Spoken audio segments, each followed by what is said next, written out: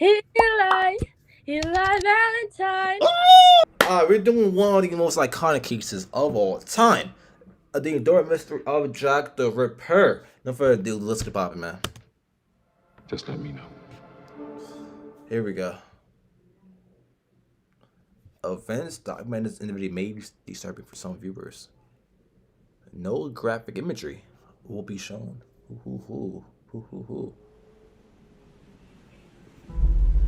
Ah, my ears.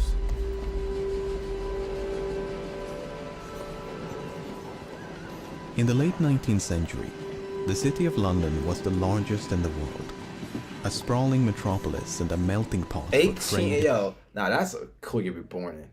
1888? What year you born? 1888? That's hard, bro. I don't know. Or being born in 1111? That's fire. Finance and people. But in the autumn of 1888, an horrific story emerged from the capital's East End. A story so dreadful, it sent shockwaves around the world. One after another, destitute women of the East End fell victim to a vicious killer known as Jack the Ripper. Despite an extensive manhunt,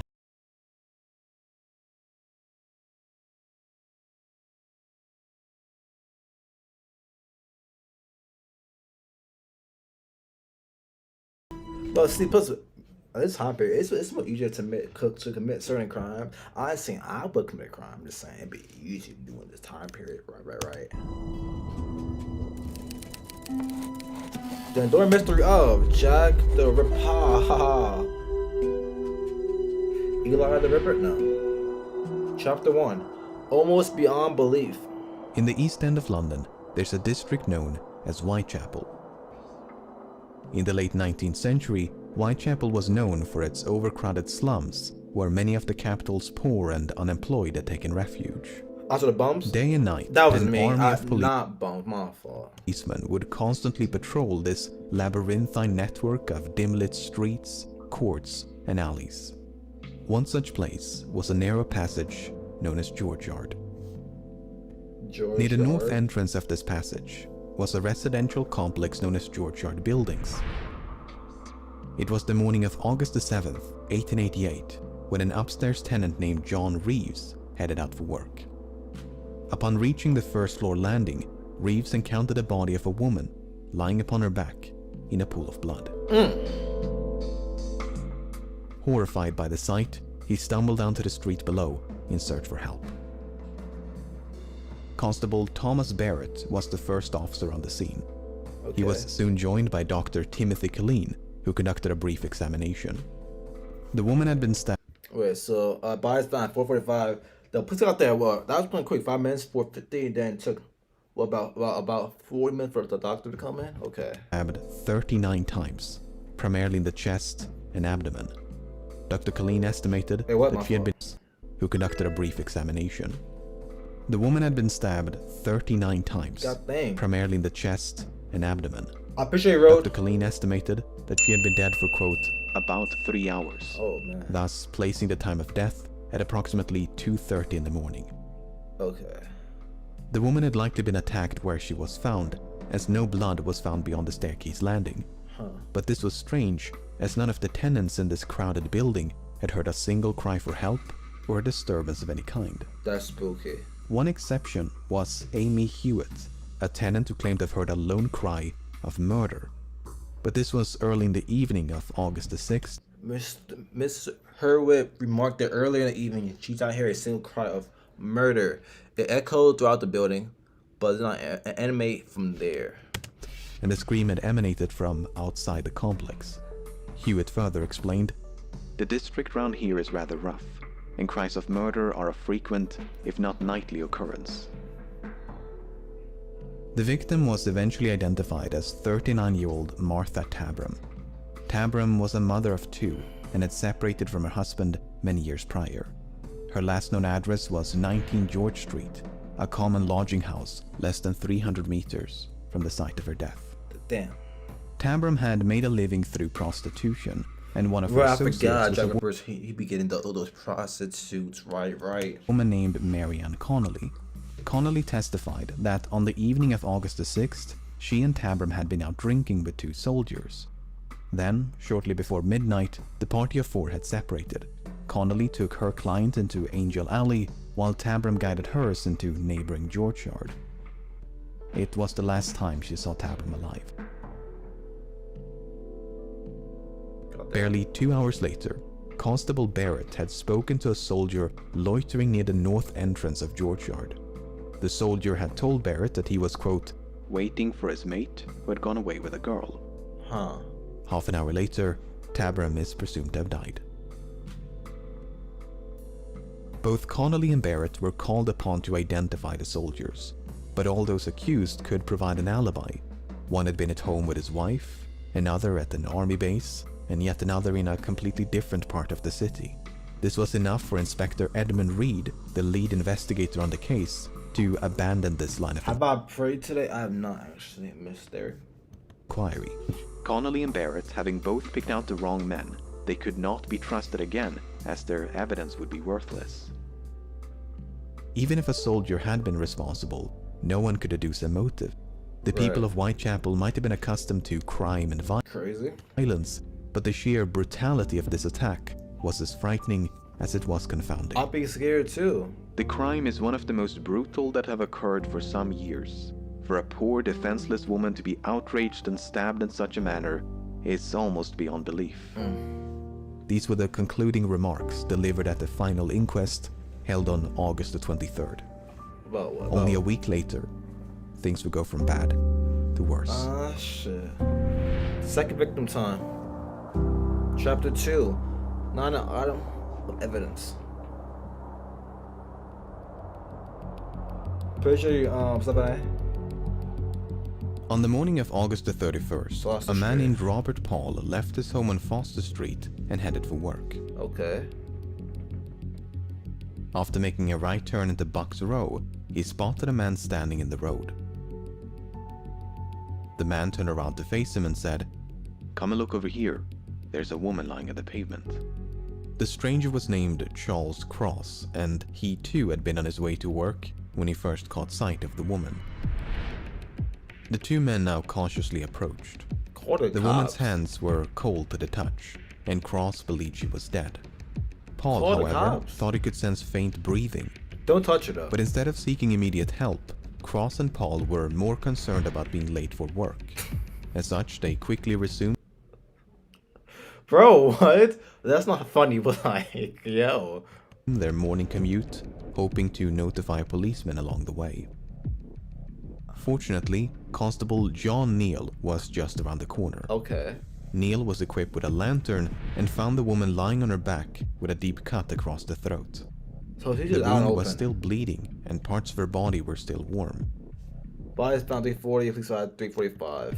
He was soon joined by Constable John Thane, who was sent at once to fetch a nearby doctor. Upon his arrival, shortly after 4 o'clock, Dr. Reese Llewellyn estimated that, quote, she had not been dead more than half an hour. In other words, Cross and Paul had likely found the woman mere minutes after she was killed. Oh shit. That means the killer is near then. Furthermore, 3 officers had patrolled the vicinity just a few minutes prior. Constable Neal had last inspected Bucks Row at approximately 3:15. Stephanie, thank you, man. So too had Sergeant Henry Kirby, whereas Constable Thane had merely passed the end of the street, none of whom had seen nor heard anything amiss. Upon the body's removal to the mortuary, a shocking discovery was made. Apart from 2 incisions in the throat, the woman had also been, quote, disemboweled.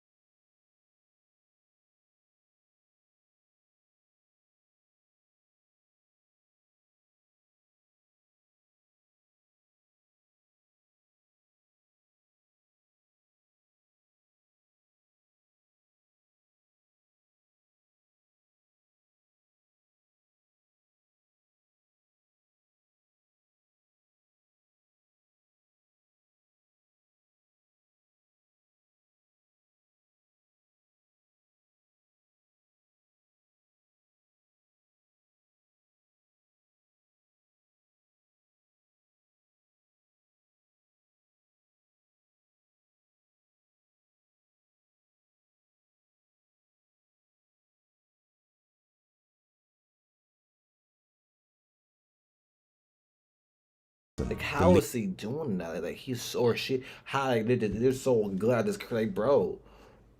lead investigator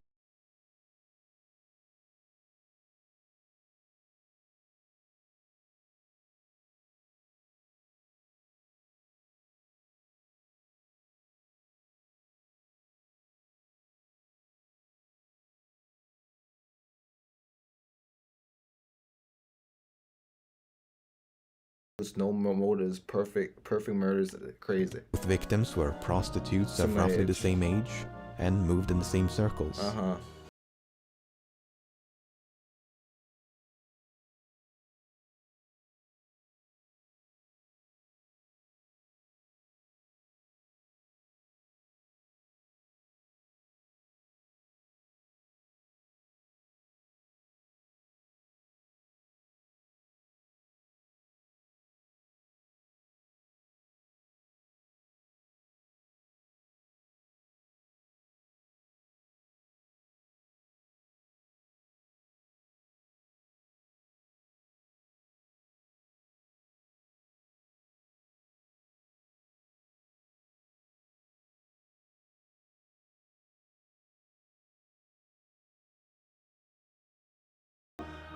Hanbury Street. Yo, they got some cool street names, the hell. As the sun was rising on September the 8th, a man named John Richardson was on his way to work. At 4:45, he made a quick stop at 29 Hanbury Street. He went through the entrance and out the back door. All these niggas just walking to work? Wait, I mean the cars get invented. Oh well. By way of a cramped hallway. So well done. Richardson then sat down on the backyard steps before grabbing a knife to trim a vexing piece of leather from his boot. Oh. Once satisfied, he left the building and shut the front door behind him. About an hour later, a third-floor tenant of the same address, John Davis, plodded downstairs and into the hallway. The front door was now wide open, but the one in the back was closed. When Davis went to open it, You know, I got a naughty. Probably because for YouTube, you can know like every like what like 50. I don't know. For YouTube, it's pretty weird. Like I didn't want to send notice out like back to back, so sometimes it won't go out. he found the bloodied remains of a woman lying on her back just below the steps. Inspector Joseph Chandler was the first officer on the scene. Oh yeah. After a brief inspection, he sent at once for a medic. Dr. George Phillips arrived at 6:30 and found the woman, quote, terribly mutilated. The throat had been, quote, dissevered deeply, Holy fuck. whereas the abdomen had been, quote, entirely laid open. The intestines had been, quote, lifted out of the body and placed by the Whoa. shoulder of the corpse. What the fuck, bro? See, whoever doing this, bro, they got some type of decent doctors type of knowledge to be doing all this stuff and getting away with it, like, bro. Her abdomen had been entirely laid open, lifted out the body and placed by the shoulder. What the fuck? The body was then conveyed to the mortuary, while Inspector Chandler and Dr. Phillips conducted a sweep of the backyard. Most of what they found belonged to the tenants of the building, but just below the resting place of the woman's feet, they found a small piece of cloth and 2 combs. The items had likely belonged to the victim, but it seemed to Dr. Phillips that they had been deliberately positioned and arranged by the killer. Playing games. The post-mortem revealed that 2 brass rings had been forcefully removed from the victim's left hand. These rings were nowhere to be found. Portions of the victim's abdomen had also gone missing, including the womb. Dr. Phillips believed that, quote, the mode in which these portions were extracted showed some anatomical knowledge. This point was greatly expanded upon at a subsequent inquest. The injuries had been made by someone who had considerable anatomical skill and knowledge. There were no meaningless cuts. For instance, no mere slaughterer of animals could have carried out these operations. It must have been someone accustomed to the post-mortem. Exactly. Because no regular murderer is doing all that. You got some type of knowledge of the doctor and whatever you want to call it world, you know? The victim was quickly identified as Annie Chapman. Chapman's date of birth? God damn, 1, 2, 3, 4. Damn, she was busting open. That's not my fault. Is a bit uncertain, but she was roughly 47 at the time of her death. Yeah, they're all She same. had at least 7 Yeah, the 7 children is crazy. They're all similar age, all prostitutes. I'm assuming her as well, right? children, but was tragically only survived by 2. Her last known address was a common lodging house at 35 Dorset Street. On the night of her death, She wasn't Chapman had prostitute. been denied accommodations as she lacked the funds to pay for a bed. She was escorted off the premises by the night watchman, who then saw her vanish into a nearby alleyway. Okay. What happened to Chapman over the next few hours, nobody knows. Her whereabouts during this time is a complete mystery. Who was she with? Nobody? But unlike the 2 previous cases, a witness in the Chapman case might have caught a glimpse of the killer. Wait a minute. At 5:30 on the morning of September the 8th, a woman named Elizabeth Long spotted a man and a woman conversing outside 29 Hanbury Street. Huh. Long was positive that the woman she'd seen was Annie Chapman, but the man had stood with his back towards Long, so she never saw his face.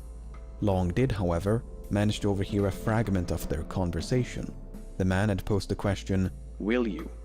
To which the woman responded, "Yes." The fuck?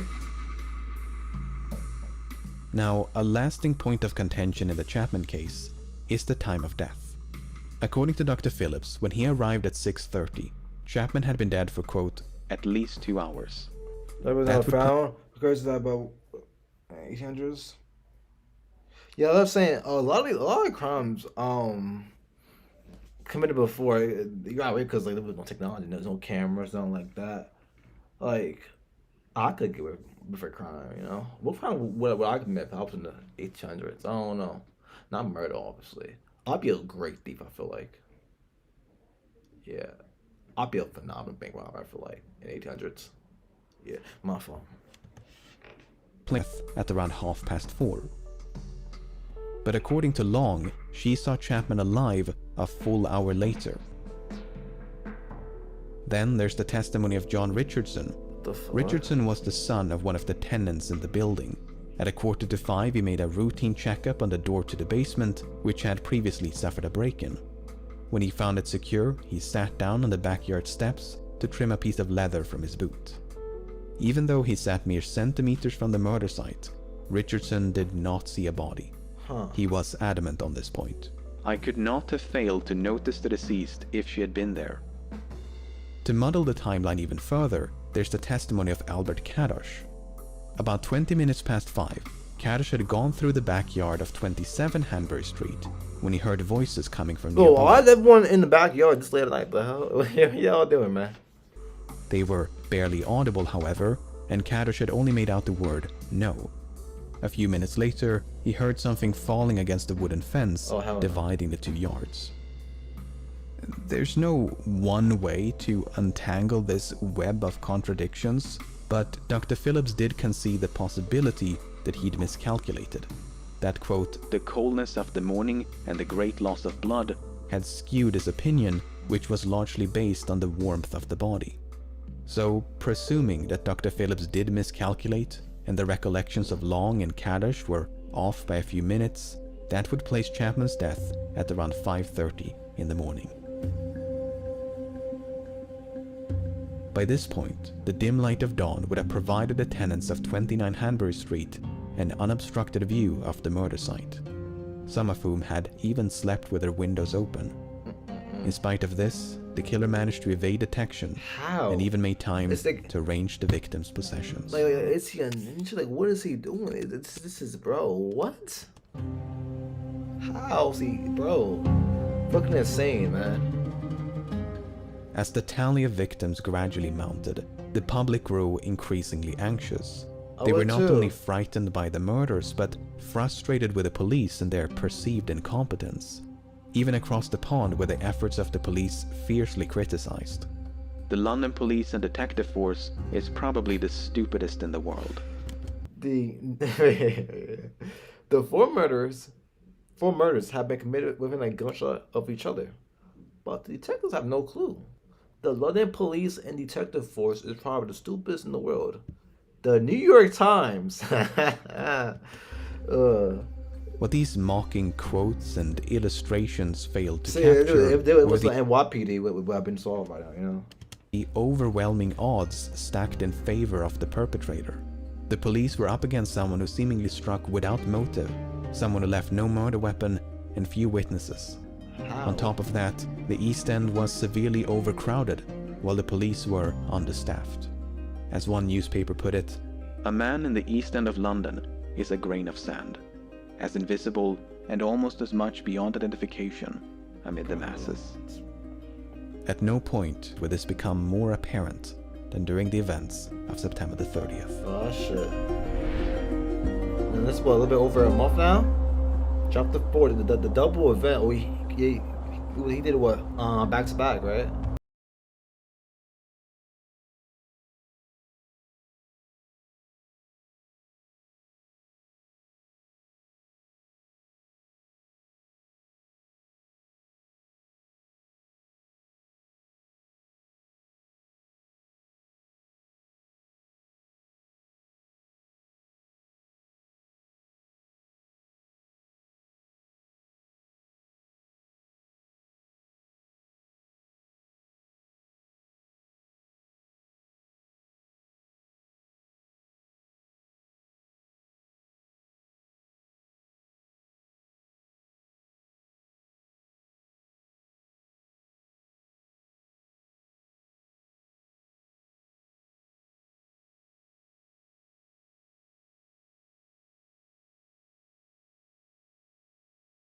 His pony abruptly No, veered. no, it's done. Certain people. Yo, bro, stop. Yo, leave Americans alone, man.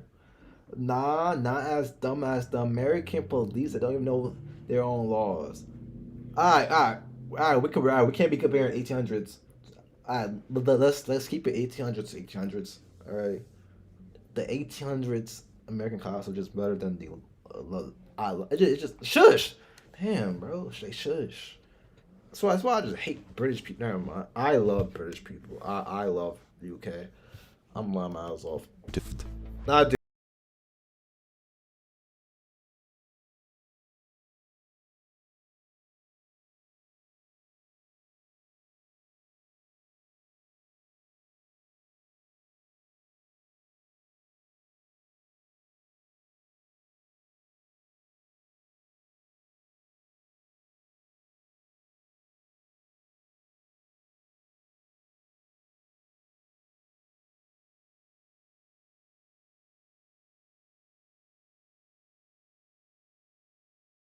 Jack the Ripper movie, right?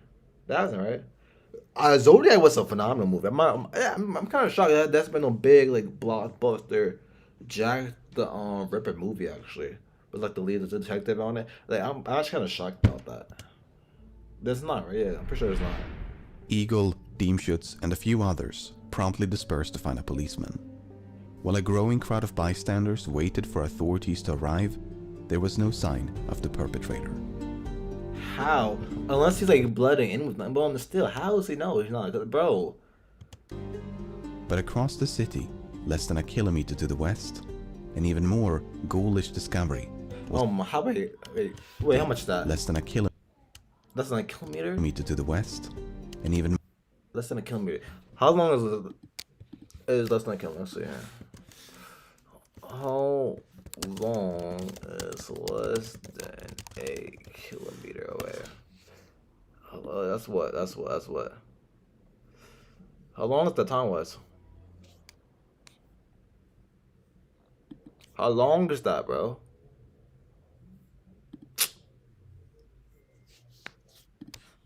Is a walk about 2 minutes? Okay, about 2 minute walk. It's about a 2 minute walk. but across the city, less than a kilometer to the west, an even more ghoulish discovery was about to be made. At 1:30 of the same morning, Constable Edward Watkins patrolled an open space known as Mitre Square. Watkins' beat would take him through the square about once every 13 minutes, and on this occasion, it was deserted. But in the time it took Watkins to complete another rotation, Mitre Square was turned into a crime scene. Bro, how? I next came in at 1:44. I turned to the right. I saw the body of a woman lying there on her back. I saw her throat was cut and her bowels protruding. The stomach was ripped up. She was lying in a pool of blood. Bro. Dr. George Siqueira and Dr. Like, Frederick how? He had to know the... This man's fucking genius. Like, this is actually fucking insane. Brown soon converged upon the scene. They found terrible injuries inflicted upon the woman's face, throat, and abdomen. The intestines had been, quote, drawn out to a large extent and placed over the right shoulder. Among the many lacerations to the face, Dr. Brown noted that, quote, the lobe and auricle of the right ear was cut obliquely through. Based on their expert opinions, coupled with the testimony of Watkins, the woman had died within minutes of her body being found.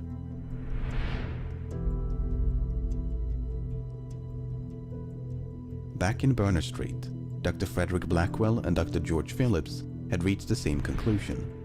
The woman in Dutville's yard had died within minutes of her body being found. Jesus fucking Christ. But unlike previous Like, victims, he's moving she had so only quickly to this. It's just like, this is impressive. How is that even possible, bro? suffered injuries to the throat. There were no abdominal mutilations or anything else by which to connect the attack to the others. But the murder in Dutville's yard and the one in Mitre Square were separated by less than 1 kilometer and some 45 minutes. This allowed for a chilling possibility. It was suspected then, as it continues to be today, that when Diemschutz came clattering through the gateway, he unwittingly interrupted the murder. The killer may even have become trapped inside Dutville's yard because the gate on Berner Street was the only point of entry. Okay. Perhaps they saw an opportunity to escape when Diemschutz then rushed inside the club. From there, it would have taken them less than 15 minutes to reach Mitre Square. Jesus Plenty of Christ. time to hunt for another victim. But it must be emphasized that this is pure speculation. There is no evidence to suggest the two murders were even connected. Imagine if in the 1800s, I go back in time. Huh, you could go back in time. I'm good over here. You could go back in time. Go ahead, man. I'm perfectly okay over here. I'll go back to like the 90s. I'll go back a decade. Right. But 1800s, me personally, I don't think that'd be great for myself. You know what I mean? The woman in Dutville's yard was identified as 44-year-old Elizabeth Experience stuff. Stride. Stride was a Swedish immigrant who'd lived in London for over 2 decades. Following the death of her husband, she had made a living through prostitution. Her last known address was 3 out of 4 have been prostitutes so far. a common lodging house at 32 Flower and Dean Street. All lodging houses as well. On the night of her death, Stride had been seen by quite an abundance of witnesses. I forgot that this video was an hour long. First, she was seen in the company of a, quote, respectably dressed man around 11 o'clock. About a quarter to midnight, I think, but I could be wrong for sure. Stride was seen talking to a man who was, quote, decently dressed and had the appearance of a clerk. Then, only a few minutes before the murder, Stride was seen in the company of a man by Constable William Smith. Ew. The man was carrying a small parcel wrapped I think one of those lighthouse people. in newspaper and was of, quote, respectable appearance. It's unclear whether these descriptions are of the same person or if Stride accosted multiple clients as the night progressed. There were other witnesses, some less credible than others, but the one that really stood out from the rest was Israel Schwartz. Hey, where's his face? About 1:45, Schwartz had been walking down Berner Street. As he came up on Dutville's yard, he witnessed a man throwing a woman to the ground in front of the entrance. Yo, Chris Brown? The woman had, quote, screamed 3 times, but not very loudly.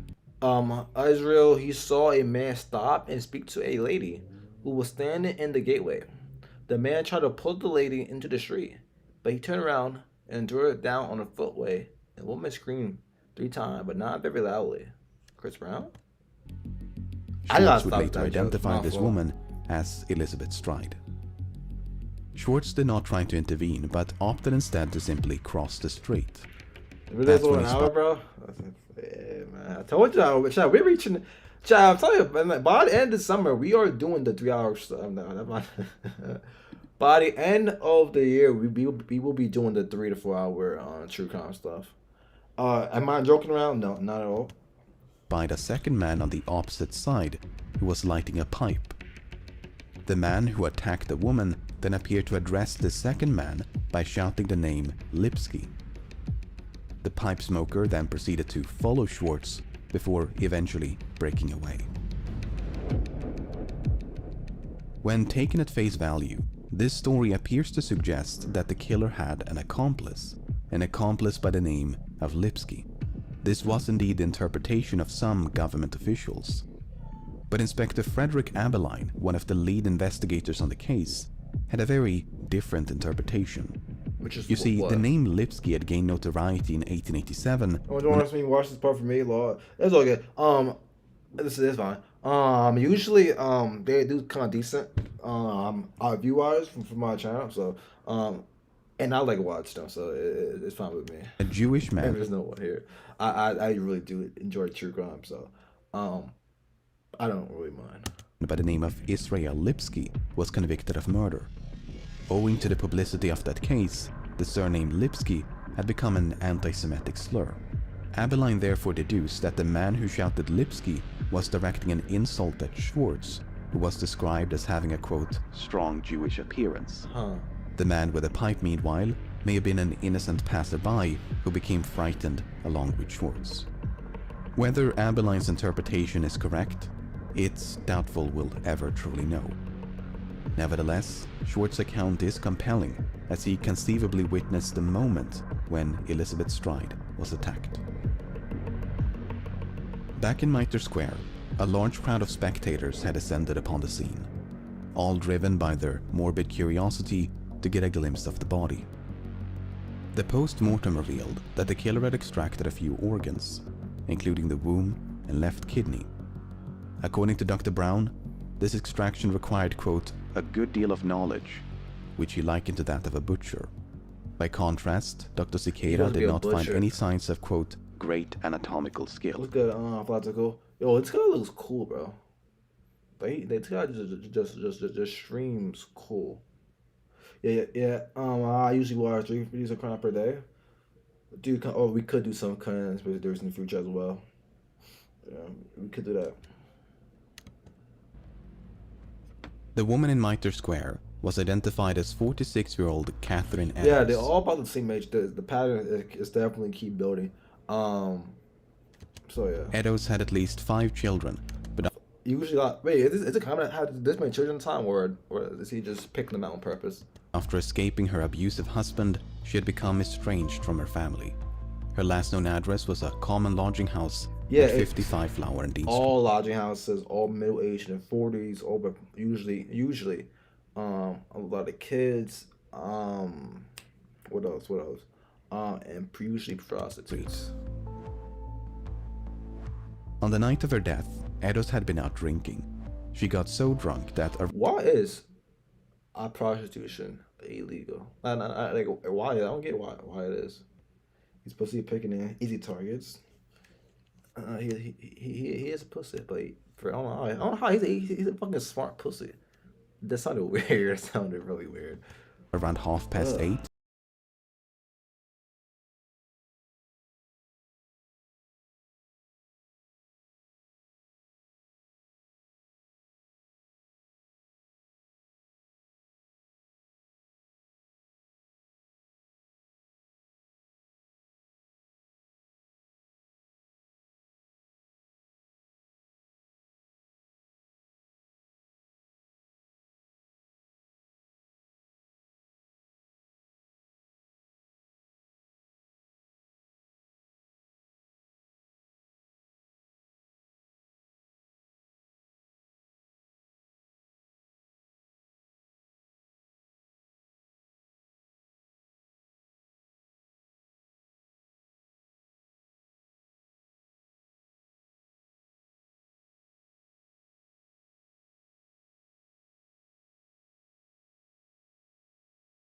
The I Edos missed case. a lot of this. You good? Let's do a little speed run. It's pretty much so far. Yeah, well, about 5 to 6 victims. I think I said the pattern has been usually middle-aged prostitutes. And he is just ripping out all their guts and everything, but he is doing it very smartly. He's getting away with pretty much perfectly. He has committed pretty much perfect crimes, leaving evidence. He is probably a perfect murderer. That's not wrong to say, but like he's like Michael Jordan. Anyways, It's how MJ murdering. That's catchy, but let's not get it catchy.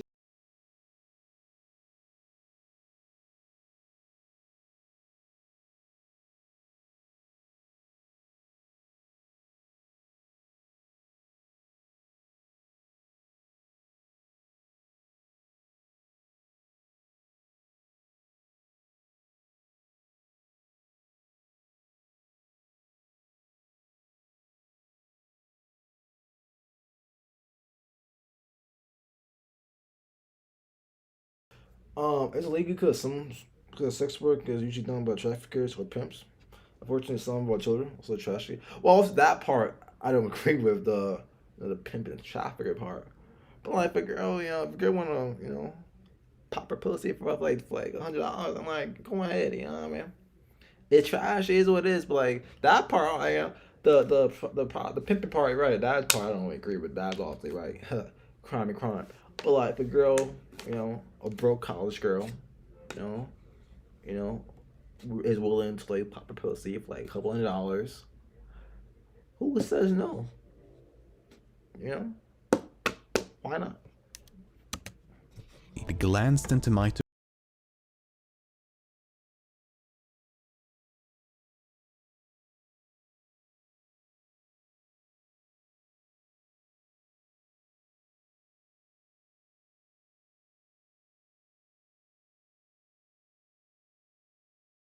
a few meters away, cloaked in shadow. Huh. Did one or more witnesses get the time wrong? While the killer did ultimately escape, they did not do so without leaving a trace. Shortly before 3 o'clock, It's a trace this time. Hold on. bloodstained piece of cloth was found near shit. the entrance to a building There's finally a trace. a few blocks to the northeast. It proved to be a ripped portion of the apron worn by Edos. The patch had Yeah, but it's kind of sexual. Yeah, only if it got a very mainstream. I don't know. OnlyFans, yeah. From porn to OnlyFans, I think sex work is definitely becoming way more mainstream. So yeah, evidently been torn off and then discarded by the killer. and way more. I want to say in a way more accepted than before. Since a lot more people is doing it, you know what I mean? Upon their escape. Now, what did I come back to? Which part of the video, or Radio's sex work conversation? On the wall above this patch of apron, someone had written a message. The Jews are the men that will not be blamed for nothing. To this day, both the meaning That's gross. Someone's kids hit the 18 join OnlyFans saving a job. Yeah, OnlyFans, it's easy way out. But when you take easy way outs, in life, there definitely are repercussions and effects of doing that. For example, this is a good example. Let's say a bodybuilder wants to get big. They might take like steroids, but they take steroids. That definitely affects doing that. Some OnlyFans who want some easy money to OnlyFans, but in the end result, there's definitely a lot of effects and realities effects, and a lot of I don't know what I'm saying. Okay, but again, there's a lot of effects of doing OnlyFans and a lot of outcomes of doing OnlyFans. But anyways, the author of this message remain in doubt. Was it written by the killer? Was it an attempt to cast suspicion upon or even away from the Jewish community? Was it completely unrelated? Why to are the murder? Jews spelled like that? Similar questions would soon be raised by a few letters. Letters which had supposedly been written and posted by the killer. Chapter 5. Yours truly, Jack the Ripper. 3 days before the murder of Elizabeth Stride and Catherine Eddowes, the Central News Agency of London received a letter in the post, the author of which claimed responsibility for the recent murders and to be my OnlyFans in your CV job application. See, the crazy thing is that, like I said before, the average OnlyFans girl, if you Google it, the average OnlyFans girl only makes about $150. So for majority of them, it's not paying majority of the bills. You know, it's only so yeah. For majority of them, it's not paying majority of your bills. Even strippers, strippers don't actually make that much either. They make about, on average, about $40K if I'm correct. I think on average a stripper actually makes about $40K a year. Which is okay, I guess. But it's not. It's way less than what people make it out to seem. How much do an average people need to be this thing? Average stripper make.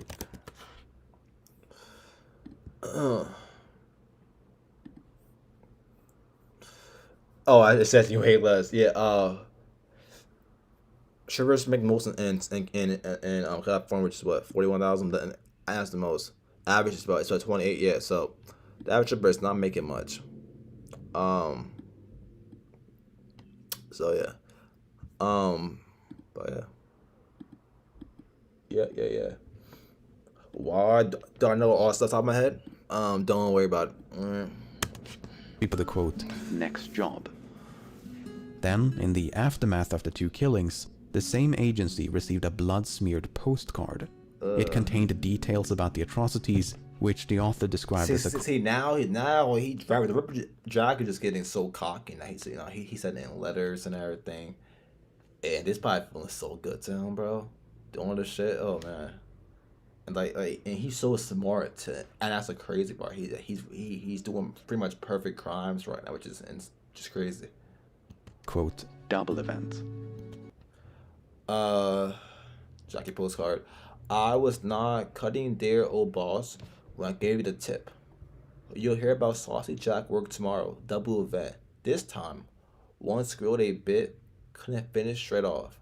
Had not time to get off the ears. Oh, what the fuck? For police things, for keeping last letters. Back till I get to work again. The fuck? Yeah, this definitely reminded me of the Zodiac Killer a little bit. Like I said earlier, I'm kind of shocked the Ripper don't have his own movie, like a big blockbuster similar to Zodiac. Off chance that the letters were genuine, the police decided to make them public. The hope was that someone would recognize the handwriting. Unfortunately, no one ever did.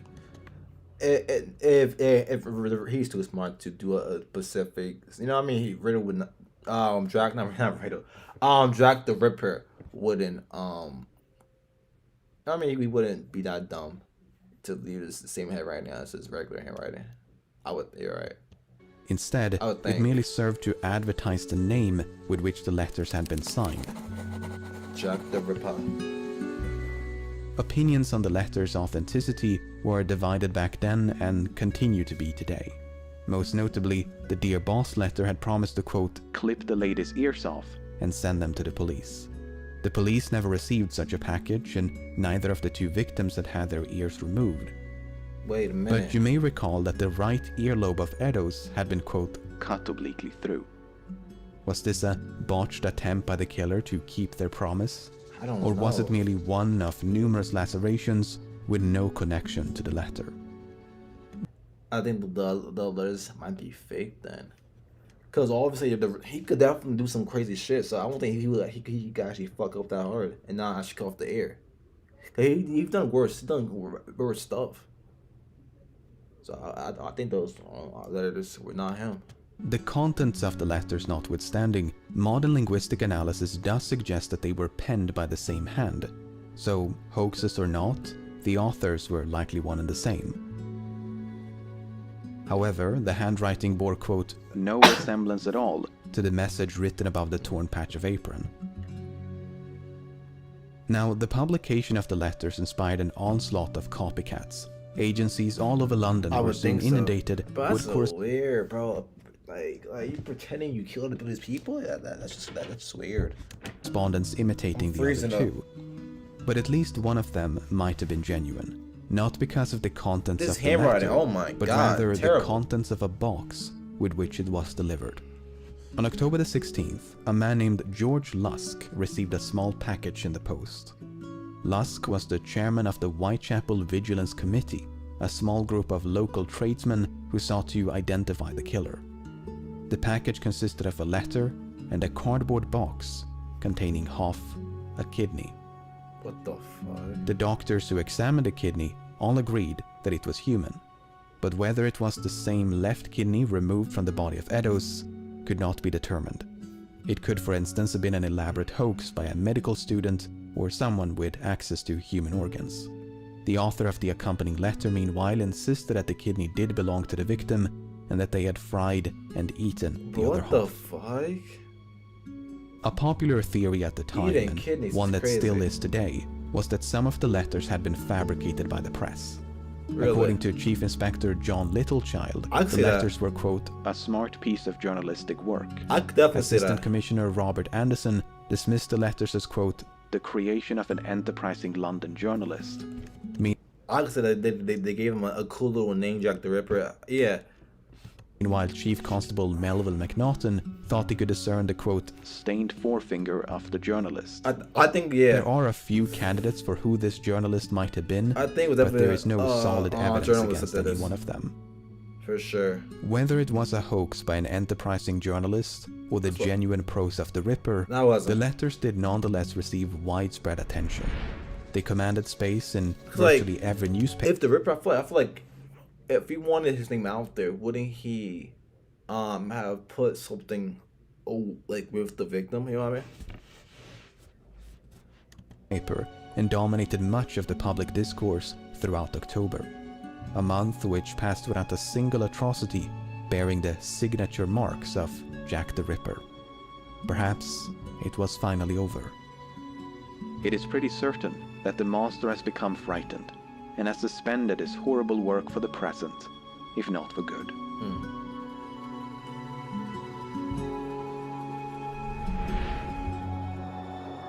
Chapter 6, The Work of a Devil Man.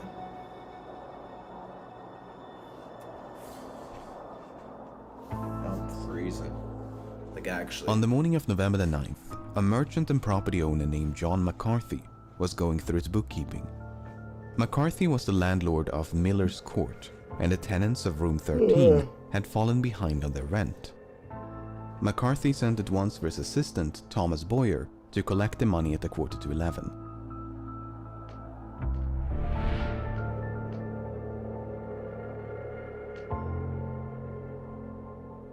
After knocking twice without response, Boyer went around the corner to peer through a window, but his view was obstructed by a coat or curtain, so Boyer had to reach through a broken window pane to pull it aside.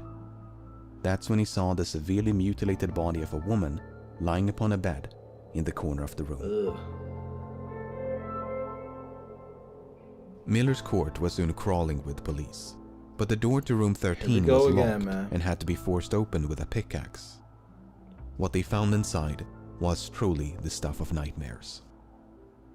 The sight we saw, I cannot drive away from my mind. It looked more like the work of a devil than of a man. The whole scene is more than I can describe.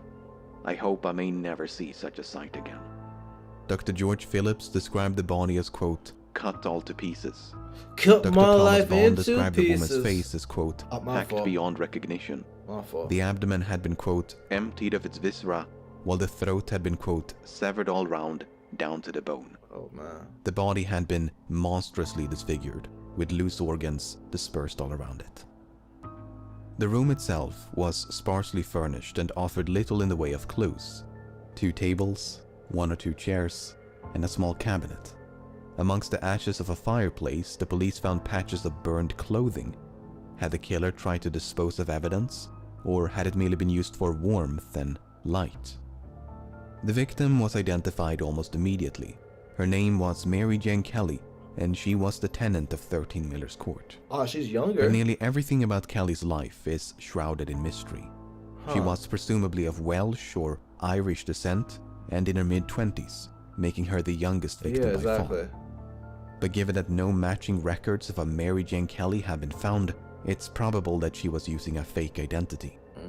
In any case, That's cool, Kelly bro. had not been living alone. Wait, not that she's... Up until a hold few on. days before the murder, Hold on, she had cohabited with a man named Joseph Barnett. That's cool. You know, this time period, you know, you want to change your name, like you got like a whole different person, shit. Like, I'm not Eli Valentine. I'm Jeffrey the Oddbody. Whoa, oh no, not Jeff. No, I'm Ray Mysterio. I don't fucking know. Anyway, That she was using a fake identity.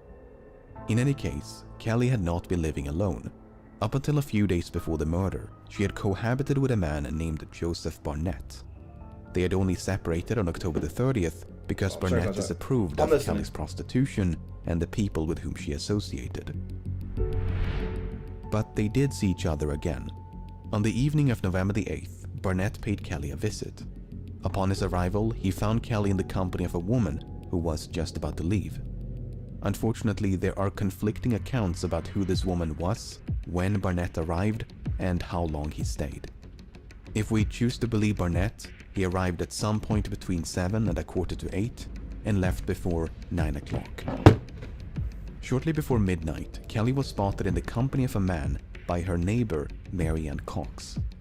When Cox passed the couple, they were about to enter Kelly's room. Cox bid Kelly goodnight. Oh my god. Thank you. I am on Taylor Break, my fault.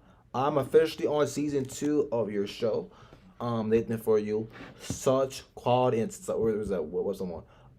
So good, bro. It's so freaking good. It makes no sense, you know. Fucking love the dry humor type vibes I get from the show. So fucking good, man. Watch this. I might do that tonight on Kick. We'll see. I might do it tonight on Kick. The show's fucking hilarious, bro. The show's actually hilarious. But yeah, I finished season 1 last night. So yeah, phenomenal show. Favorite funny show I made. Which one your favorite? Favorite episode is probably Taylor Brick from the hold on. Favorite episode is probably the Hunk one, maybe. Fucking the Hunk was hilarious. What else was funny to me? The Claw of Shame. It was good. It wasn't my favorite though. I was kind of shocked. It wasn't my favorite. The Hunk probably is up there. One of my favorites. What else? What's one of my favorites? Clone Throw was alright. Was funny. Was my favorite though. Restaurant was pretty good. Restaurant was also very funny as well. But yeah, part of Hunk. Hunk that was probably my favorite episode probably.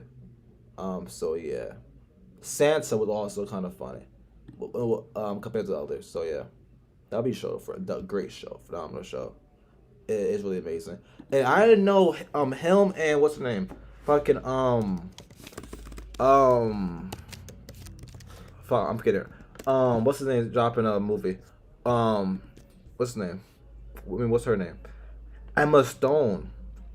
They're dropping a movie, and it's by what's it called? It's by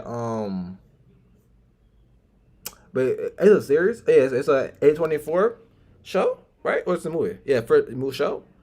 It's a comedy series, so I'm definitely looking forward to this for sure. Trailer kind of bad. Yeah, the trailer. It was.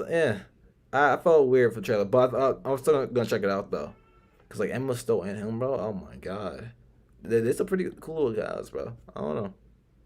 So, yeah, we'll see. It's good. Waiting for Prince to go live. Prince ain't live no time soon. But yeah, back on track though. Yeah, I'm definitely watch it. Yeah, come out with November. Wait, don't on Friday the Friday. Yeah, he another show. He does really. Don't Final Friday come on next week, right? I have Nights at Freddy. That's next week, right? Yeah, that's next week. I'm pretty sure.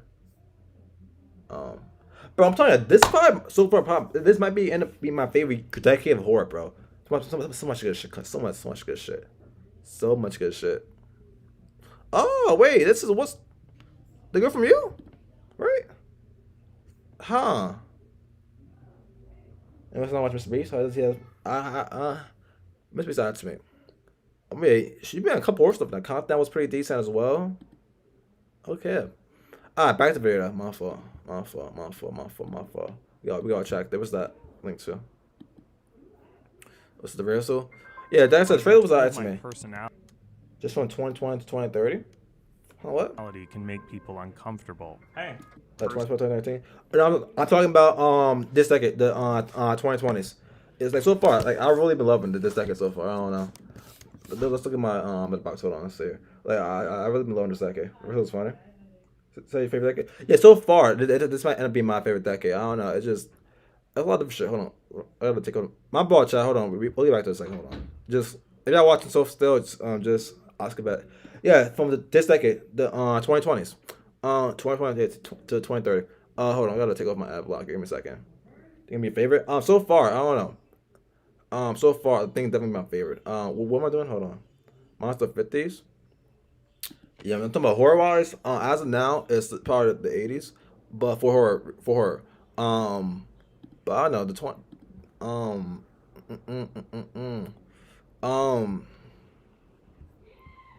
Wait. So oh man.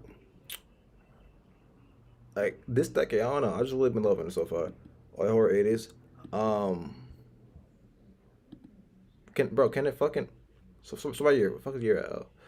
Yeah, the 2020s for me. I don't know. I just love it. We got I don't know. We got a lot of different shit this year. I don't know. I mean, this decade so far. We got Evil Dead. Fucking love Scream. I know I'm a big Scream fan. We got Megan. We got a lot of different shit this year that I really like. Black Phone. Like I said, phenomenal movie. The little girl in this, and then the other girl Megan. The other girl Megan. A great sister. They're gonna be they're phenomenal kid actresses. Are they so good, man? For 2000s? Yeah, the 2000s. I don't love the 2000s when it comes to horror style. I'm not a big 2000s horror fan. So the 2000s, I'm not a huge 2000 horror fan. It's a lot. I've seen everything, but I'm not a huge 2000 horror fan at all. I'm so about my favorites. Hold on. So by my highest. I actually really love the Dawn of the Dead remake. American Psycho is quality. Right, great foreign film right there. Orphan's pretty good. Then but as of now, the 80s is still my favorite. Like I said, I'm a big slasher guy. That's why Scream is my favorite movie. I'm really into the slashers. Actually, in the 80s, got a bunch of fucking slashers and everything. Which Halloween, a bunch of Halloween sequels and the motions. You know what I mean? So yeah, I'm a big 80s kind of. So yeah. But as of right now, I think that the 2000s could definitely take that over at some point for me.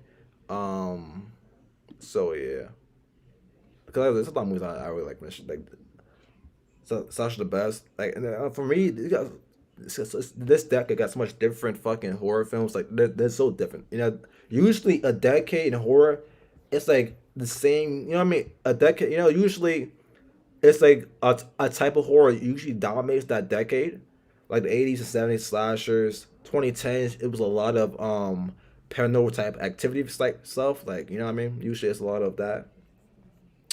Demonic possession, house horror kind of type of stuff. Usually Insidious, stuff like that. But so far this decade, there's no dominant type of genre in horror so far. So that's, you know, there's a lot of different shit. So, yeah. My fault, we got very off track. My bad. We got very off track there. My apologies.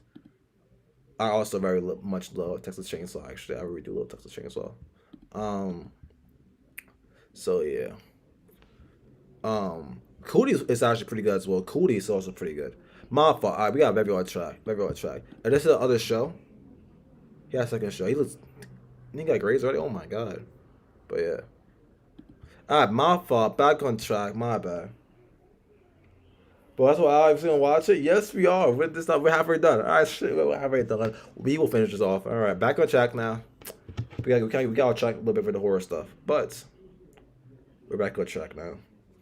All right. But she was, quote, very much intoxicated. Mary Ann Cox. So I'm here all night again, so yeah. Cox passed the couple. They were about to enter Callie's room. Cox bid Callie goodnight, but she was, quote, very much intoxicated and barely able to respond. Once they had gone inside, Cox could hear Callie singing. When Cox then left the court about an hour later, Kelly could still be Man, heard I singing. go see it's all good, Ritter. Go see my By boy. 2 o'clock, Kelly had apparently ventured back outside, where she was spotted by a man named George Hutchinson. The two of them were supposedly well acquainted, and Kelly had asked if he could spare a few coins. But Hutchinson was broke, and Kelly was desperate for money, so they soon parted ways. Moments later, Hutchinson observed Kelly being accosted by a well-dressed man. The two of them had a seemingly jovial interaction and began walking north. Hutchinson found it suspicious that such a well-dressed man would seek the company of a woman like Kelly. As such, when the couple passed them That's not by, funny. he scrutinized the man's appearance. He was, for instance, carrying a pair Watch of our videos, gloves some in his right mysteries. hand and a small parcel You got in his left. any links? I'll add it to the Hutchinson list. decided to shadow the couple as they proceeded to Miller's Yeah, I'll Court. add it to the Before they watch vanished up list. the court, the man handed Kelly a red handkerchief, and she had supposedly told him, "All right, my dear, come along. You will be comfortable." Hutchinson remained in the vicinity until 3 o'clock, but neither Kelly nor the man reappeared. Gosh, what the fuck? At roughly the same time, Cox returned home. In stark contrast to the loud singing upon her last departure, Loud Cox was singing? now struck by the complete absence of sound and light from Kelly's room. Finally, at approximately 4 o'clock, a tenant above and a woman across from Kelly's room heard cries of murder. The voice was that of a woman, and it appeared to emanate from nearby. Huh. I Meanwhile, love other that. denizens of the court Oh, is this the first time like people actually heard the murder going on? Huh. heard no screams at all. Is this the first time a witness actually heard? According to Dr. Bond, Kelly died between 1 and 2 o'clock in the morning. Dr. Phillips placed the time of death a few hours later. But some witnesses were quite adamant that they had seen or even spoken to Kelly as late as 8 or 10 o'clock in the morning. Keep in mind that her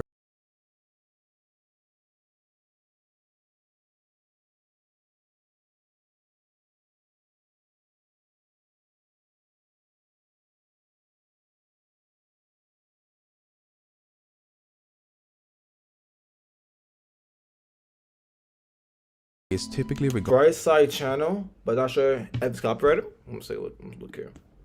It's no. Where was that? I'm tripping. What was that? 39 minutes. Okay.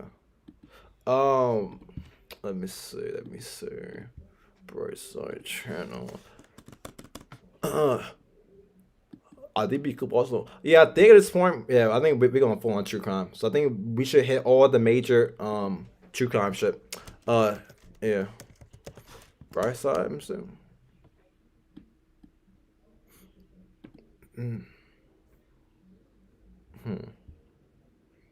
Yeah, bet. Ooh, cute, this one. Alright. But back on track. But yeah, I'll find some to the list and everything. So yeah. dust.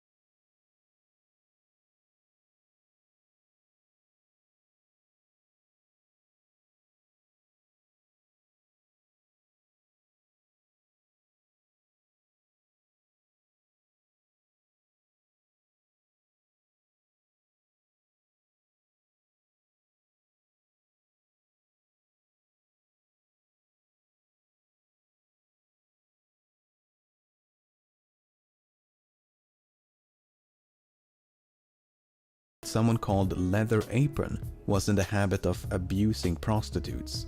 Yo. The name quickly made its Respect way the into the sex workers, press, come on now. and soon enough it became synonymous with the killer. In fact, Leather Apron was the predominant pseudonym before Jack the Ripper. Huh. But the man identified as Leather Apron was soon cleared of all suspicion. Why? His real name was John Picer, and he was in a different part of London on the night when Nichols was attacked. Okay. This misguided manhunt is somewhat emblematic of the whole investigation. The police pursued even the most tenuous of leads due to a lack of evidence and mounting pressure from the public. They're getting They desperate, interviewed man. thousands, investigated hundreds, They're getting and desperate. developed numerous theories Dang. along the way. Goddamn. In the words of Inspector Frederick Abeline, "Theories. We were lost almost in theories. There were so many of them." I would think so, yeah. In an effort to narrow down the search, the police used a primitive form of criminal It's like- profiling. The idea This man Jack has pretty much committed the perfect murders. Like it's crazy to say that he's like LeBron murders. Like he's committed these perfect murders. Like yo, was to analyze the available evidence to try and gauge what sort of person had committed the crimes. This profile was prepared by Dr. Thomas Bond, and he described the Ripper as a strong, middle-aged man with an inoffensive appearance who dressed respectably. Bond's most controversial assessment was that the killer possessed, quote, "no scientific nor anatomical knowledge." This stood in direct opposition to the opinions of his peers, most of whom or ascribed the he might be younger with like a lot of mommy issues. I don't know.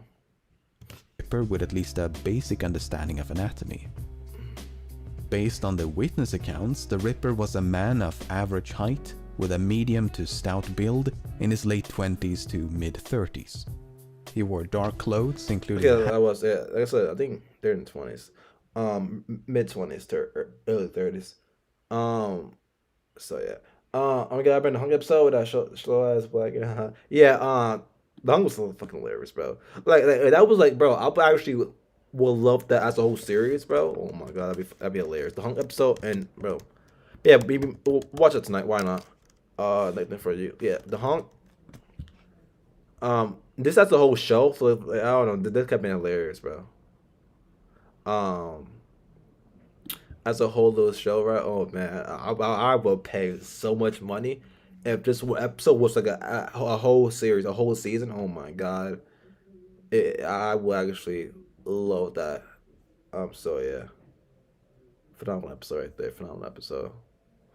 So yeah, we should do that called the Valentine. I forget the Hung. The Valentine, haha. Great idea right there. some sort and had a mustache. But this sort of aggregation or tabulation of accounts Me personally, I think he's probably a mid 30s, mid 20s to mid 30s, mid 20s, early 30s type kind of guy with some mommy issues. I don't know, cause like he's targeting fucking milfs out there, you know. can be quite deceptive. Not only are many details inconsistent, but they could be describing entirely different people. For all we know, none of the witnesses ever laid eyes My deepest, darkest secrets. Oh, that was fucking such a good episode, bro. Such a good fucking episode. Steve, no shoes on, like, bro. I mean, no socks. What she said? She's only showing like socks. on Jack the Ripper. So much is up for debate that Yeah, we'll one watch can them build a tonight. case against almost any suspect. Some have even entertained the possibility that the Ripper was a woman or possibly a man I've heard disguised that. as a woman. I've heard that case. I've While heard that Jill too. or Jackie the Ripper is an interesting theory, it has failed to achieve any widespread support. Why? Why I want What is details? rarely in dispute is that the Ripper was either a resident of or otherwise familiar with the East End. After all, he managed to narrowly evade capture on He's multiple smart. He occasions, knows his shit. which implies intimate knowledge of byways and patrol routes. Exactly. He likely had some form of employment, as the murders were committed around weekends and public holidays, and he may have had some degree of anatomical knowledge. With this Some degree? unshakable Hell, I'd profile agree. in hand, let's take a closer look at a few suspects.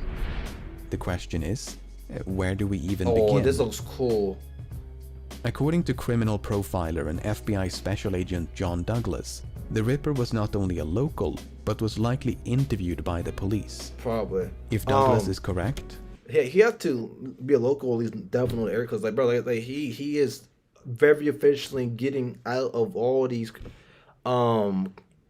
these crime scenes, the murder scenes, so easily, and The so precisely and exact time, Ripper so might be precisely. someone we've already met, either a witness or a person Possibly. close to one of the victims. I think it's definitely one of the eyewitnesses potentially as well.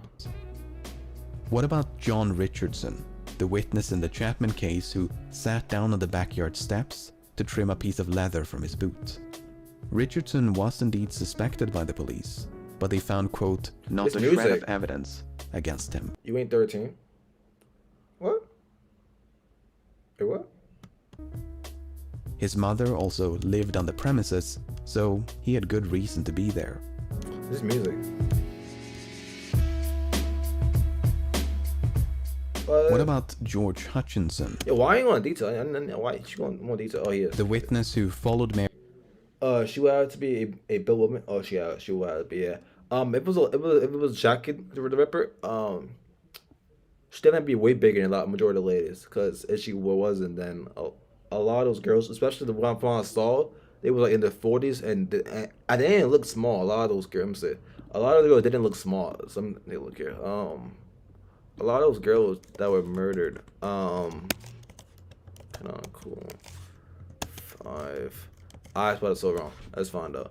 A lot of those girls they didn't look small at all. Yeah, they don't look skinny and small. So that's a mean looking person. My fault. My bad. A lot of didn't. I need to get better. Oh, not the actual. My fault. I mean, show that. My bad. My fault. RP. I mean, show the actual deceased body. My bad. If it was an actual lady, they gotta be built. Like I said, the most of the Ripper victims are in their 40s and 50s, mid 40s. So it can't be no skinny little lady doing this thing. If it was a lady, it would definitely be a bigger built lady. But even because I don't think it was because even if it was a lady, it would definitely be a fight. It wouldn't be done so smoothly. You know what I mean? And done so precisely, so precise, done so easily. So I definitely don't think it was. I think it definitely was a man. So yeah, I think definitely was a man. Why they put their bodies on Google? I really do not know, but I can't forget to put it out when we do it. When I edit the shit out. So yeah, but yeah. Yeah, why are there deceased bodies on YouTube on Google, man? I don't know. Kelly after she was accosted by a well-dressed client. Almost done, guys. Almost done. Hutchinson never clarified his 29 minutes motivation for shadowing the couple. He merely stated that he was surprised to see a man so well-dressed in the company of a woman like Kelly. Was he surprised because he was concerned? Was he jealous? Was it about money? After all, Hutchinson was broke and the client appeared to be wealthy. Perhaps he waited outside the court with the intention of mugging this well-dressed client. There are many question marks surrounding Hutchinson. He has never been positively identified, so next to nothing is known about his life. This makes it very difficult to build a strong case against him. Hutchinson was interrogated by the police, but ultimately convinced Inspector Frederick Abeline that he was telling the truth. But not every witness attracted such attention from the police. Take for instance Charles Cross, the man who discovered the body of Marian Nichols. That was one of the earlier ones, I believe. First real suspect here.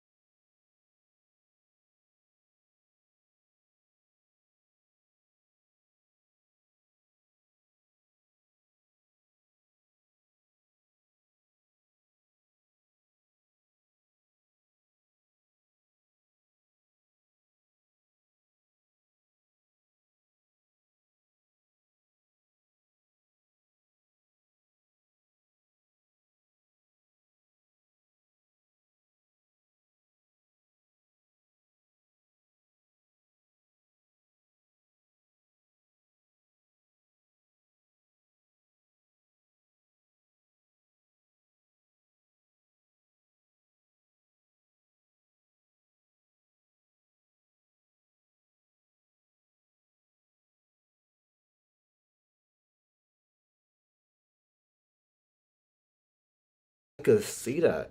The thing about the Ripper, he is so smart, and I feel like when someone's that smart, that they know what words and how they're, you know what I mean, the what words and how they should react, and how they could react and act on the spot. Like that's what I that is Interesting about Cross is that he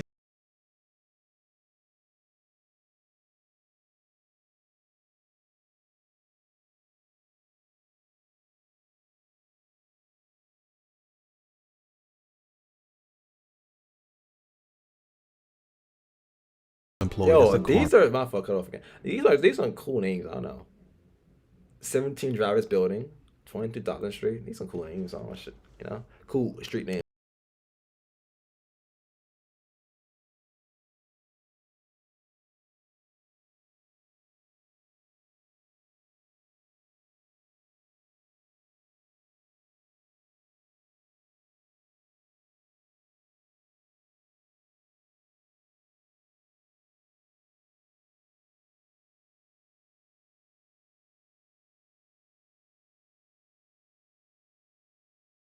American street names. Okay. All right. Okay. all All contemporary right. examples You got it. of That's people all. doing You the got it. exact same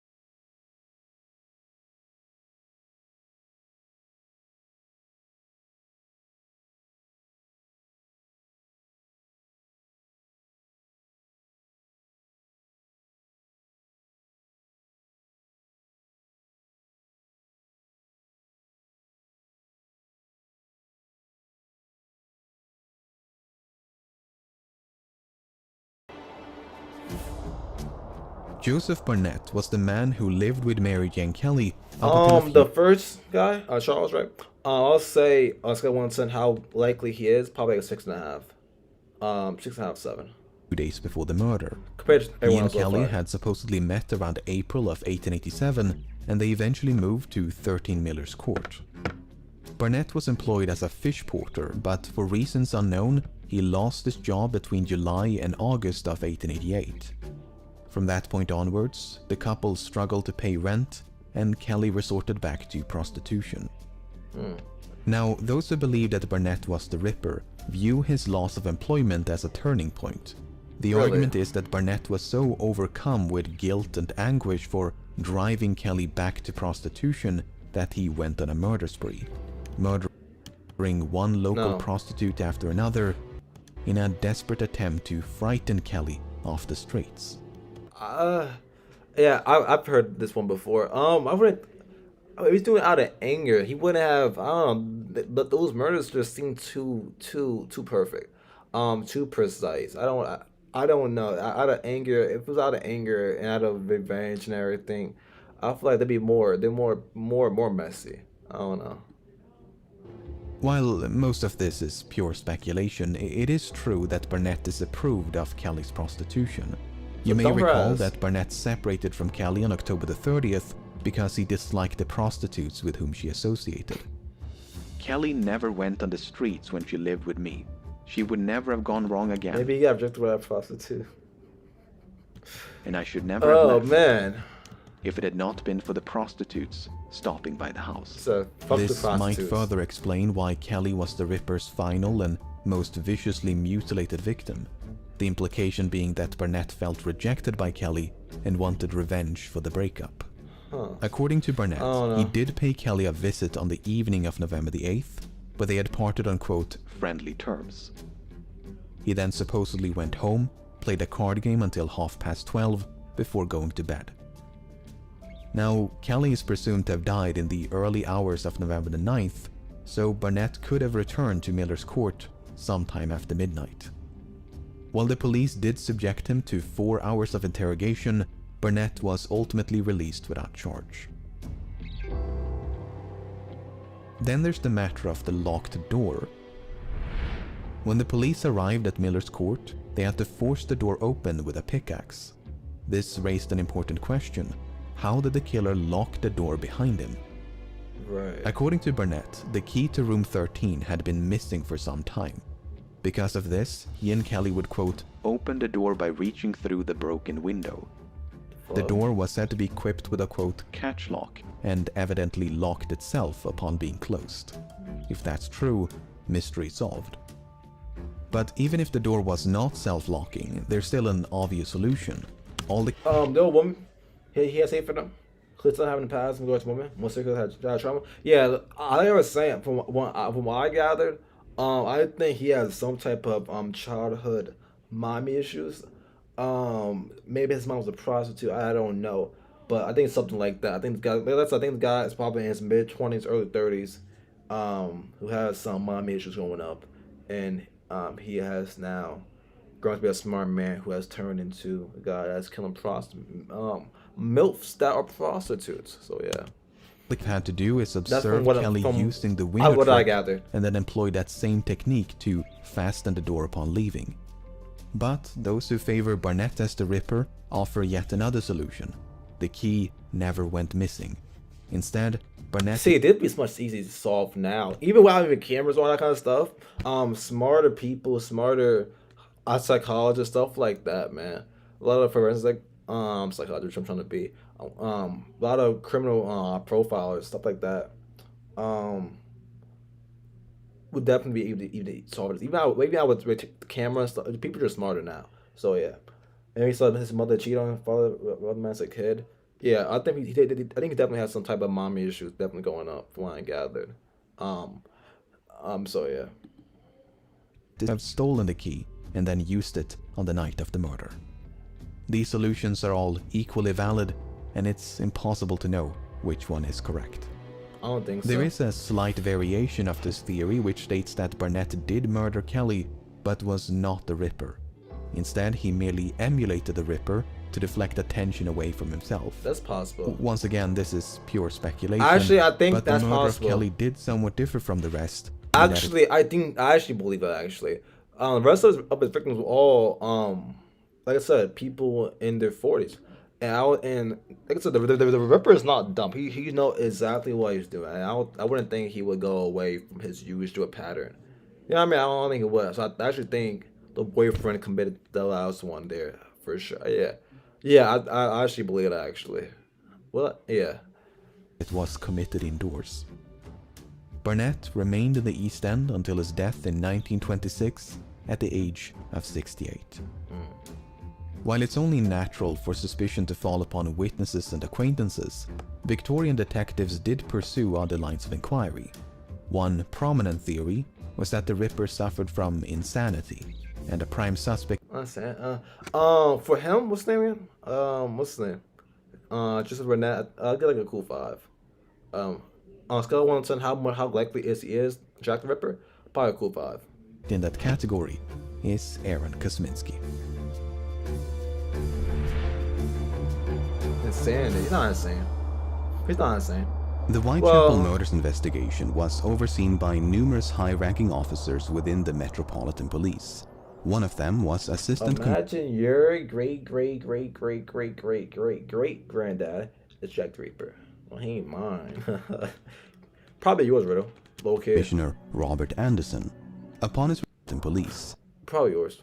Wait, who's This is so random, but what is Hitler's last kid? What the fuck? I mean, I'm not British, so and I'm black, so I don't know. Well, no, that's the he could be mine. Hitler's Iranti ex-wife. The fuck? I don't have ex-wife. The fuck? Last a descendant. I don't have an ex-wife. So I don't know what you're talking about. If I'm still alive.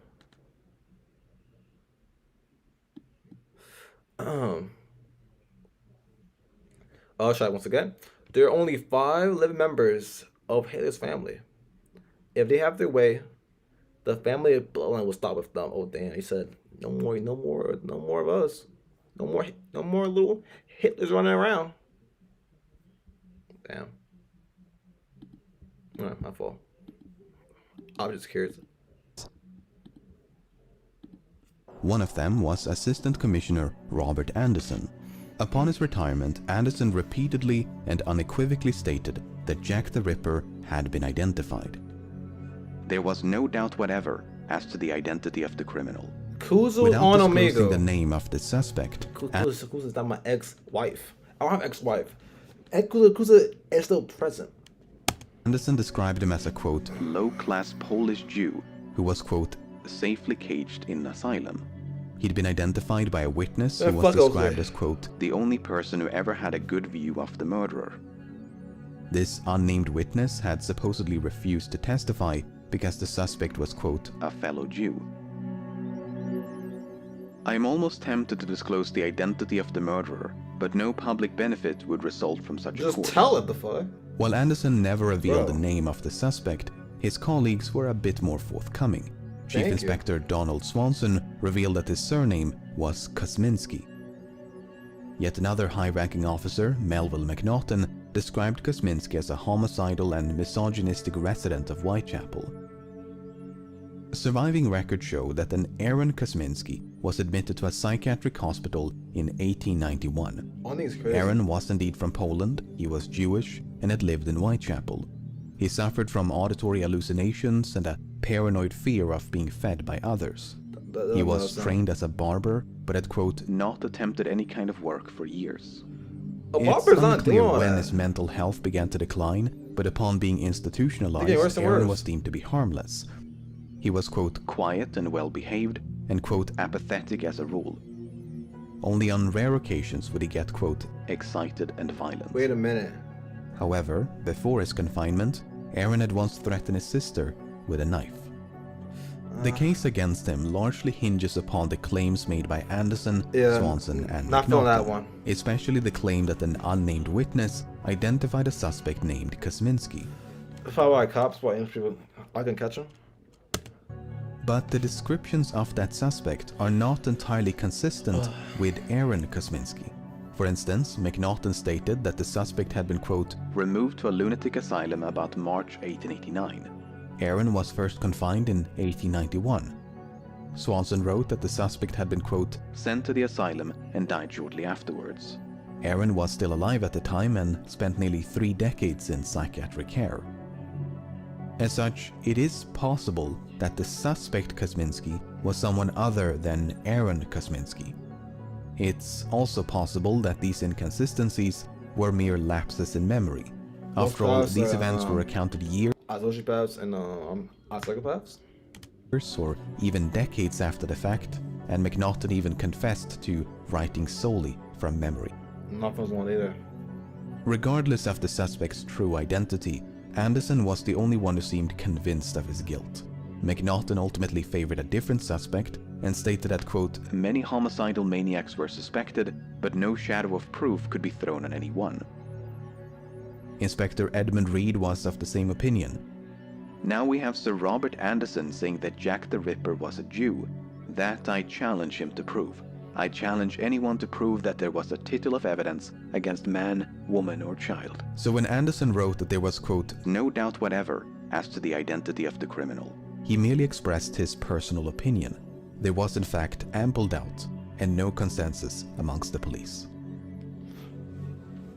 But in recent years, Aaron Kosminski has been resurrected as a prime suspect due to a controversial DNA analysis. Wait a minute. Okay, so back in 1888, Acting Sergeant Amos Simpson is said to have stolen a blood-stained shawl from the crime scene of Catherine Okay. Eddowes.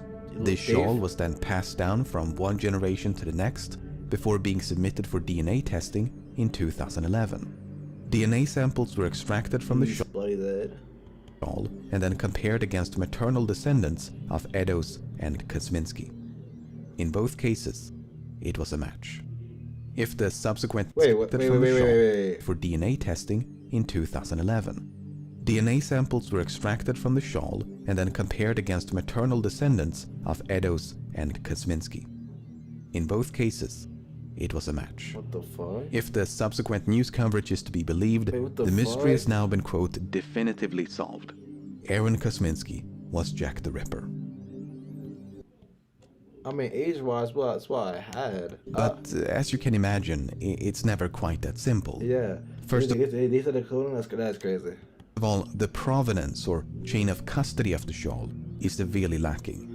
There is no Right. evidence of a shawl being found at the crime scene, I don't think nor it's is him. there any I don't evidence know. of Simpson don't think it's ever him. being at the crime scene.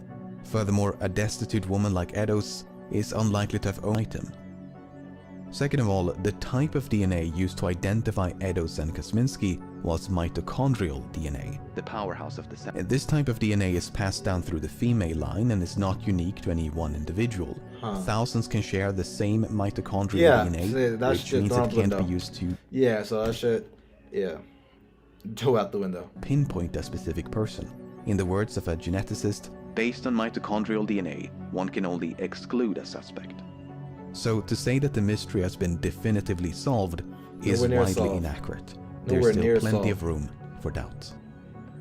So to recap, a suspect named Kosminski was Wasn't him. identified by an Wasn't him. unknown witness. This was enough to convince at least one senior officer of his guilt. That suspect may have been Aaron Kosminski, a man who was largely non-violent but once threatened his sister with a knife. Wasn't him. Aaron can neither be incriminated nor eliminated by the DNA evidence. He spent the rest of his life in psychiatric care and died in 1919 at the age of 53. Oh, Kosminski was not the only suspect advanced cause Aaron, it's good one. So how likely he is, right? But I'll say the cool 5. It's just getting worse and worse with the suspect. Holy shit, bro. by a high-ranking officer. A That's most completely likely. different suspect who still falls into the same category is Francis Tumblety. Wait a minute. Hold on.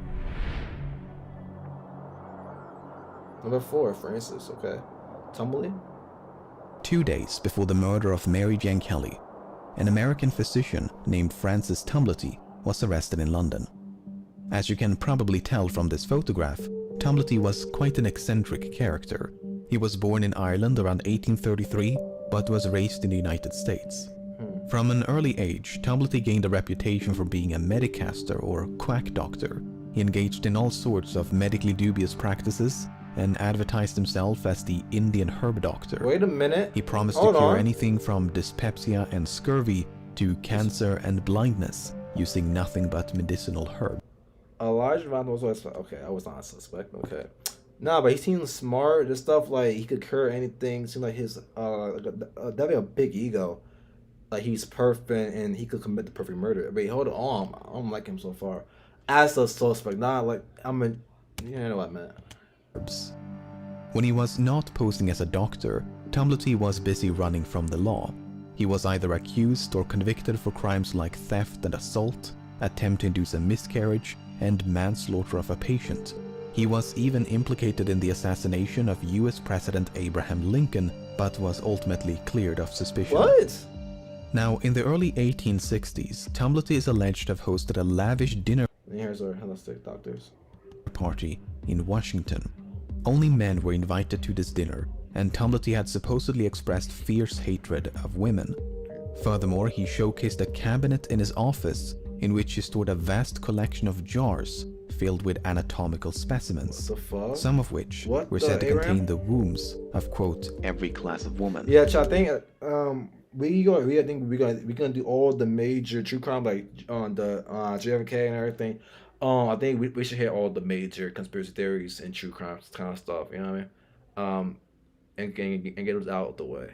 So I think Jack Ripper is the first big one, and then we'll keep going down the big list of all the biggest true crime, conspiracy theory type stuff. So yeah. In 1869, Tomlety ventured across the Atlantic and visited England for the first time. By his own admission, he roamed the streets of London until he became familiar with every part of it. He advertised himself as the great American doctor and had a few skirmishes with the police. After a few more voyages between the old world and the new, Tomlety found himself in London in the autumn of 1888. The purpose of his visit and whereabouts at the time of the murders are completely unknown. Tomlety never stayed in one place for long and made frequent use of false names. There is a story of a mysterious lodger leaving behind a blood-stained shirt near the murder site of Elizabeth Stride. This supposedly happened on the night of the murder, and some believe that this lodger was Francis Tomlety. But there is no firm evidence of that, and the entire incident is fraught with uncertainty. Right. I started off really strong. What we do know is that Tomlety was arrested in London on November the 7th. According to the press, as well as Tomlety himself, he was arrested on suspicion of being Jack the Ripper. 2 days later, Mary Jane Kelly was found brutally murdered, and it's unclear whether Tomlety was still in custody or had already been released on bail. Nevertheless, he was ultimately charged with 4 counts of gross indecency, which had nothing to do with the murders. And was he But locked Tomlety up? had no intention of standing trial. Instead, he made his way across the English Channel, boarded a steamship under a false name, and fled back to America. He was pursued by detectives and kept under surveillance, but his offenses were, quote, not extraditable. He said going in jail? Who, me? I'm going home. As such, Tomlety remained in the United States and never returned to England. What the fuck? Did this man just become one of the biggest killers of all time? Went to UK, came on the biggest murders of all time, and just dipped back to New York? Bro, what? To America? So to recap, Francis Tomlety was a misogynistic medicaster who was in London at the time of the murders. He even showcased a collection of wombs, and the Ripper did indeed extract the womb from 2 of his victims. I mean, he sounds like the perfect suspect. Right. Perhaps a bit too perfect. You think so? What? There is no doubt that Tomlety was in London in 1888, but the Skipper? claim that he was a misogynistic collector of human body parts is extremely dubious.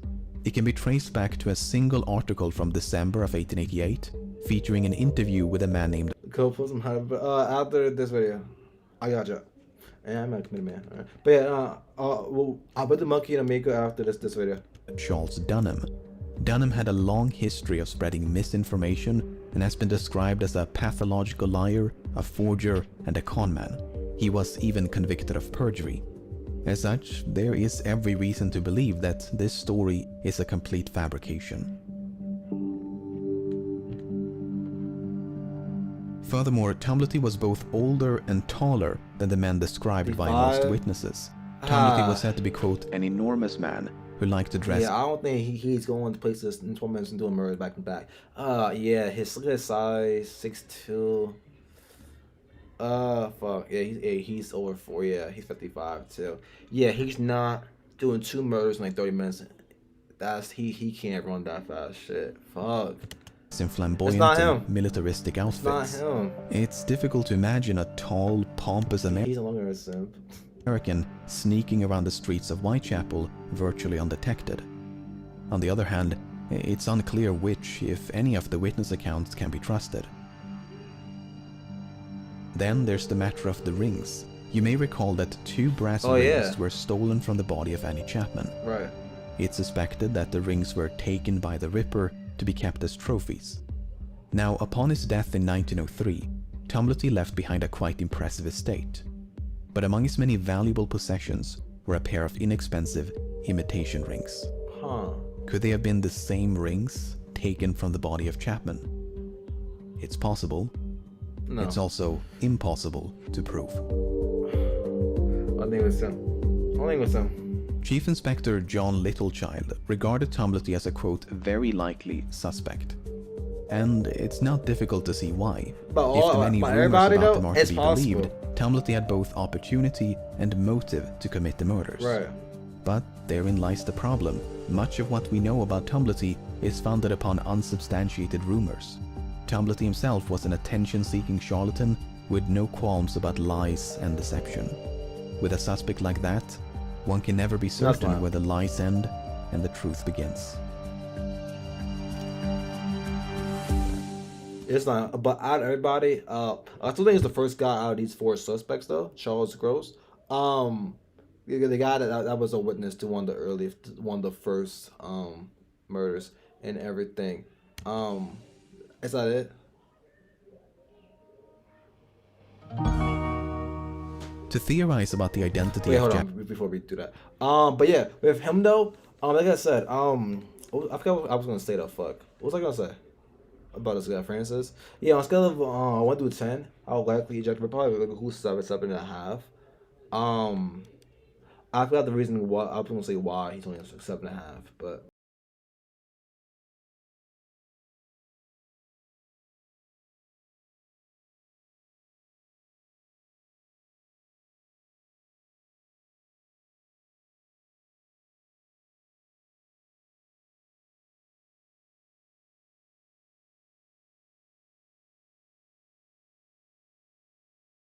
only a dozen Stop rating criminals. I'm just saying which one, how likely they are. Okay.